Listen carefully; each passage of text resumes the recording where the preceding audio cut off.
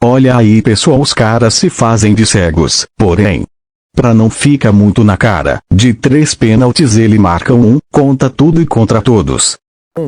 O Alex e a Jéssica opinaram que não foi pênalti a favor do Flamengo, que eles não teriam, com as imagens que viram... Por causa da falta do... Né, porque entenderam que o Bruno Henrique antes derruba o Calegari, e é por isso que o Calegari depois derruba. Foi a opinião dos dois que estavam na mesa.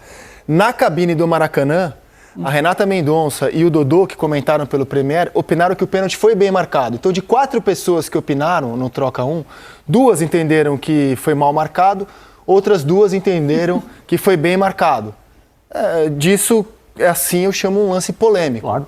Por isso a gente, para solucionar e dar luz à regra acima de tudo, a gente traz o PC Oliveira para a segunda edição do Troca de Passes. Tudo bom, PC? Boa noite a você, bem-vindo.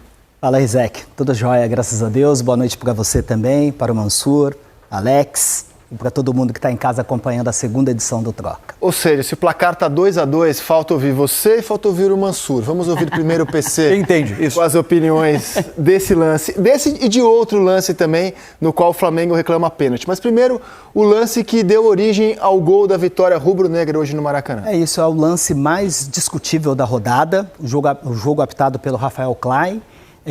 Olha só, repare que no lançamento do Léo Pereira, o Calegari tem uma movimentação em direção à linha lateral e na minha avaliação ele é surpreendido pelo Bruno Henrique, que acaba cortando o caminho, antecipa a ação e aí o primeiro contato de braço é o do Calegari, né? Pela câmera de trás do gol tem uma ação do Calegari com o braço no Bruno Henrique. O Bruno Henrique também usa o seu braço esquerdo, mas na minha avaliação, as ações dos jogadores, olha só, a primeira ação é do Calegari e depois o Bruno Henrique se livrando ali do Calegari, que na minha avaliação, esse é um contato de jogo, os dois usando o braço, disputando o espaço.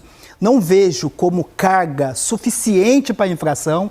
Ela, para mim, é motivada muito mais pelo Calegari, que perde um pouco a direção da bola, porque a bola faz uma curva, ele tem uma movimentação para a lateral e é surpreendido por aquela chegada do Bruno Henrique e ainda está buscando ali o equilíbrio por ter perdido o tempo da bola e tem esse contato entre os dois jogadores, primeiro o braço do Calegari e depois o Bruno Henrique se livrando ali do Calegari, que no meu ponto de vista é uma ação de jogo, é um contato de jogo, ambos usando o braço, e aí na sequência, com a queda do Calegari, ele acaba atingindo o Bruno Henrique, claro que sem nenhuma intenção, mas é de maneira imprudente e acaba cometendo o pênalti. Rafael Klein toma a decisão, marca o pênalti, e a decisão de campo, respeitada pelo VAR, pelo Rodrigo Guarizo. Olha só, o Rafael, ele tem boa visão, ele aproxima, ele tem a decisão em campo, e muito provavelmente, de acordo com a comunicação, da maneira como ele descreve a ação, o VAR respeita a decisão de campo, é um lance de interpretação, e a gente aqui não tem aquela receita de bolo que a regra determina, é lance de interpretação, respeito todas as opiniões, mas na minha avaliação esse é um contato que está no limite do que é permitido no futebol, de uma disputa de espaço, com uma primeira ação do jogador do Fluminense. Eu entendo que o pênalti foi bem marcado. Então temos 3 opiniões, sendo uma delas a do PC, a favor de pênalti bem marcado. Qual é a sua opinião, Mansur? Olha só, vamos lá. PC é o nosso especialista, enfim, eu não consigo ter a mesma interpretação. Eu não consigo ver pênalti nesse lance. E por que eu não consigo ver pênalti? Gente, é apenas a minha opinião, é apenas a minha visão do lance, né? Não precisa cancelar ninguém por causa disso. Para mim, vamos admitir que não houve falta na ação do Calegari nem na ação do Bruno Henrique. Houve uma disputa por espaço. Um colocou o braço para um lado, o outro colocou o braço para o outro. O Bruno Henrique é até um pouco mais forte do que o Calegari e, por ser mais forte, o resultado disso é a queda do Calegari.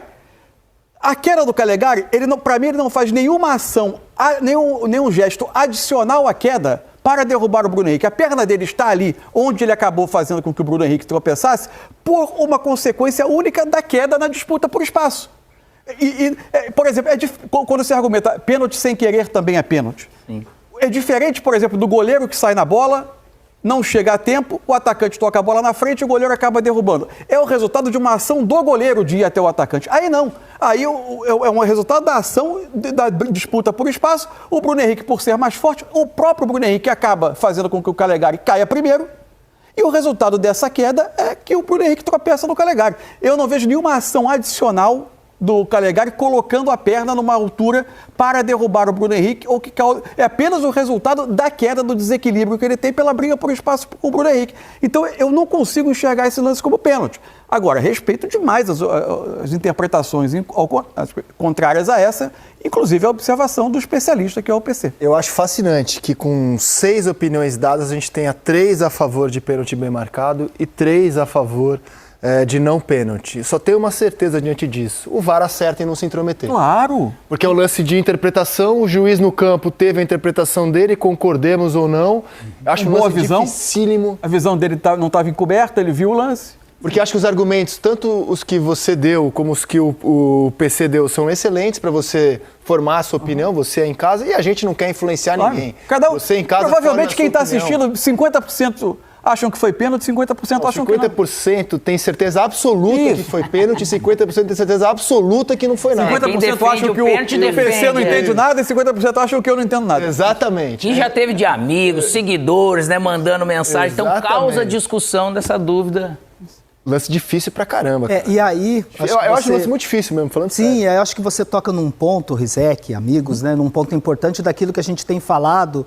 Eu acho que a Eurocopa tem mostrado um pouco disso. No segundo jogo da Alemanha, teve um gol da Alemanha que para mim foi claramente uma falta do Gundogan, uma falta de ataque, um contato com o zagueiro, o árbitro em campo deixou o jogo seguir e o VAR respeitou a decisão de campo. E o que a gente tem falado bastante aqui, né, é que dentro do critério, que às vezes eles estão buscando a melhor decisão e entrando em muito lances interpretativos e causando inclusive debate sobre a utilização do VAR, esse para mim é um lance que traz exatamente a filosofia do VAR.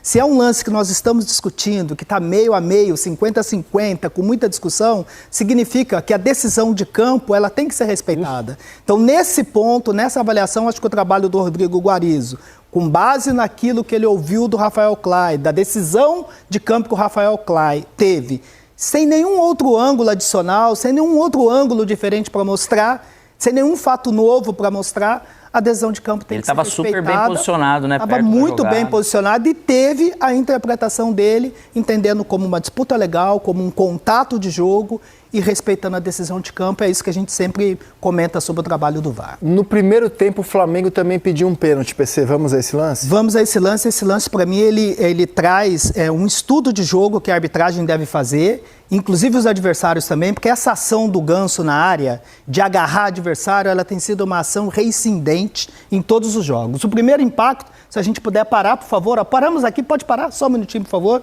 a gente percebe que a bola estava fora de jogo. Quando tem aquele impacto do Davi Luiz com o Ganso, né? O Ganso tentando impedir a movimentação do Davi Luiz. Você vê que o escanteio nem foi batido ainda. A única intervenção do árbitro aí só pode ser disciplinar. Não tem nada a marcar porque não tem jogo acontecendo. E foi exatamente o que ele fez com o cartão amarelo para os dois jogadores, por ser uma ação que passa daquele segura-segura normal, acho que é uma ação com impacto, ele para o jogo, aplica o cartão amarelo, informa que a bola estava fora de jogo, para mim uma decisão disciplinar correta. Na minha avaliação, eu acho que o Davi Luiz entrou para esse jogo orientado, essa é a avaliação que eu tenho, em função dessa conduta do Ganso que tem sido recorrente. Para mim, o Davi Luiz, ele entra orientado no sentido de buscar contato, de ter esse contato com o Ganso. Então, nesse primeiro lance, ok, sem a bola não... O que vocês acharam? Se gostaram, curtir e se inscreva no canal.